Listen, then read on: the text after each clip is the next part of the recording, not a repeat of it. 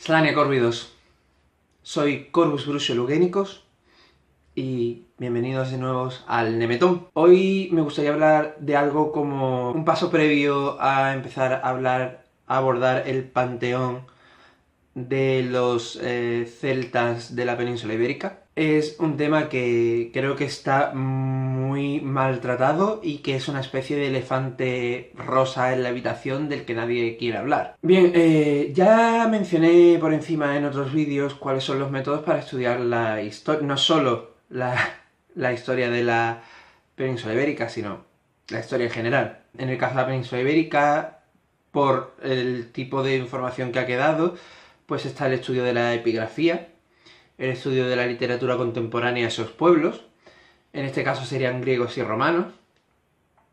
Está el estudio de la numismática, el estudio geográfico de los restos, la arqueología, la antropología, que también se incluye en el estudio geográfico. Bueno, hay muchísimos más métodos, pero así por encima.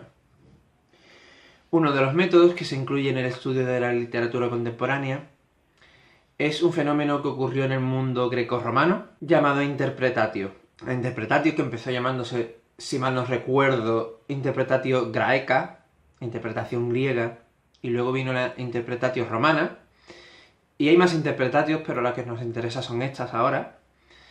Es un sistema, un método, una filosofía, como lo queráis llamar, que tenían en el mundo clásico, de a la hora de analizar a los otros pueblos que les rodeaban, identificar a sus dioses con modelos clásicos. Entonces lo que hacían era identificar a la deidad extranjera con una deidad griega o romana que les pareciera que es la más similar.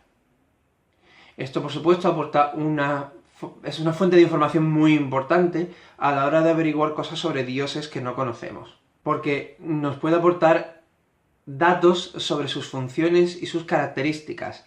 No es algo definitivo ni definitorio, pero ayuda, sobre todo si lo complementamos con otras disciplinas como la arqueología, etc. ¿Qué pasa? Que en la interpretatio, más allá de si se cree si los dioses son los mismos con distinto nombre o son distintos dioses parecidos, que existen ambas cosas en distintas épocas y distintos autores, es algo que no siempre se tiene claro. Primero, no siempre se tiene claro a qué dios se hace referencia. A veces se hace la mención del modelo clásico directamente y son los historiadores, arqueólogos, etcétera, los que tienen que averiguar a qué dios se está refiriendo. Esto es un caso clásico de esto, el más importante, diría yo, ocurre con el Mercurio Galo y el Lugus continental. Nunca César dice que Lugus es Mercurio.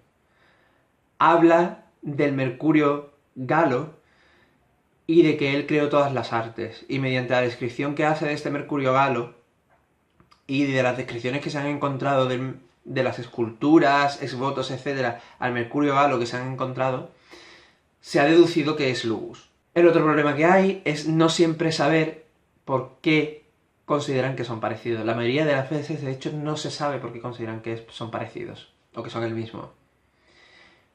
Puede ser porque tienen las mismas funciones, porque tienen los mismos poderes, porque su reino está en los mismos sitios de la naturaleza, en las aguas, en los cielos, en los montes, en el subsuelo. Puede ser porque visten parecido. Puede ser porque tienen el mismo atributo marcado. Por ejemplo, una gran sed de sangre o una gran lujuria. Puede ser, tal vez, porque su iconografía se parece. Porque tal vez tienen el mismo animal sagrado. La mayoría de las veces no se tiene ni puñetera idea. Y veo que es algo que no se trata. Que incluso los historiadores muchas veces ignoran. No creo que sea por ignorancia. Creo que simplemente, si quieren que su nombre gane notoriedad, no pueden repetir la misma teoría que ya han repetido otros. Entonces simplemente van a por otra, aunque sea extremadamente forzada. Y la gente ignora eso por completo por algún motivo. Por eso digo que es un elefante rosa en la habitación. Porque es algo que creo que para el que hace investigación histórica debería ser tan evidente, y sin embargo lo veo tan poco. A Endobélico Las únicas aras que se le dedican con águilas son totalmente romanizadas. Endobérico tiene muchas evidencias de estar relacionado con el cerdo o el jabalí. Tiene muchas evidencias de ser un dios que vive en el subsuelo. Los mineros estaban devotos a él. Su culto parece mistérico. Los cultos mistéricos suelen ser de dioses tónicos. Literalmente no tiene puto sentido pensar que Endobérico vivía en los cielos y es Júpiter. Probablemente el identificarlo con el águila es porque es un animal que representa realeza, que representa poder, que representa estar alto en la jerarquía divina. Y se cree que Endobérico es probablemente el dios más importante del panteón lusitano. ¿Blanco y en botella? ¿Qué quiero decir con esto? Que a veces cuando hable del panteón, el cual quiero abordar desde dos puntos de vista, el académico y el personal, el experiencial, a veces voy a ignorar las teorías de ciertos historiadores, no porque yo sepa más, sino porque los otros dicen que no tienen razón. Y me fío más de los otros por las razones que sea. Que también tienen la misma titulación y el mismo derecho a decirle que se está equivocando. Ya en quién creáis es cosa vuestra. Yo voy a creer al que yo considero más lógico. A veces voy a ignorar ciertos atributos a la hora de considerar que un dios tiene ciertas funciones. Porque no creo que tal vez sea ese el atributo que les ha hecho similares a los ojos de griegos o romanos. Creo que a lo mejor no ha sido su función, ha sido en qué reino habitan. Creo que hay que tener un poco de inteligencia, nos podemos equivocar incluso teniéndola, evidentemente, pero creo que hay que intentar seguir la obviedad, una obviedad tan grande como que hay que usar la navaja de Occam. Y reitero, nos podemos equivocar usándola, pero hay que usarla. Hay que usarla porque no tiene sentido que si el nombre de un dios está claramente significa, yo qué sé, el médico, y le están pidiendo sanaciones, digas que es un dios del rayo porque sus esbotos están en lo alto de la montaña. Pues a lo mejor está en lo alto de la montaña por un rasgo mitológico que desconocemos. No lo sé. O porque son montañeses los que adoraban a ese dios justamente y no otras tribus, que a lo mejor están en las laderas, o cerca de ríos, o cerca del mar.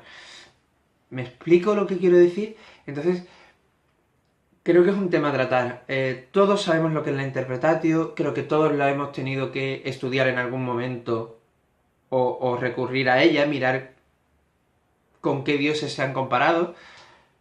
Pero también creo que hay que tener un poco de inteligencia a la hora de mirar de dónde proviene esa interpretación, de ponerse en el pellejo de griegos y romanos y pensar realmente con los otros datos que tenemos extraídos mediante arqueología, numismática, antropología, representación de la deidad, estudio de la etimología, etc.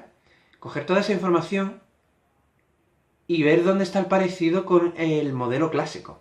En fin, lo que vengo a querer decir es que la interpretatio va a ser una herramienta que utilicemos mucho en nuestra práctica y yo en estos vídeos. Pero que también hay que usarla con inteligencia, que no se puede decir cualquier teoría loca porque nos llama la atención un rasgo en particular que comparten dos dioses, pero que nosotros no sabemos realmente si lo compartían. Tenemos que tener un poco de cabeza. Entonces, siendo un instrumento que vamos a utilizar tanto, creo que valía la pena decirlo. Así que, eso es todo. Decidme qué opináis, ¿habéis tenido problemas a la hora de, válgase la redundancia, interpretar la interpretatio? ¿La usáis? ¿No la usáis? Yo creo que, tal como está la arqueología ahora mismo, hay bastante material, pero no suficiente. Por lo tanto, creo que es una de las herramientas más importantes que hay a la hora de conocer a nuestros dioses. Así que creo que es importante formarse en este caso. Creo que es importante formarse un poco en todo, porque es la única manera de investigar historia. Pero si queremos ser paganos practicantes, la interpretatio es una de las cosas en las que más hay que formarse. Así que, decidme qué pensáis en los comentarios. Ahora, pues, si os ha gustado el vídeo, dadle a like. Si no, no le deis a dislike. Y suscribíos si queréis recibir las notificaciones de los nuevos vídeos. Que los de Iwoi Utane de Iwoi os guarden y os protejan a todos. ¡Adiós!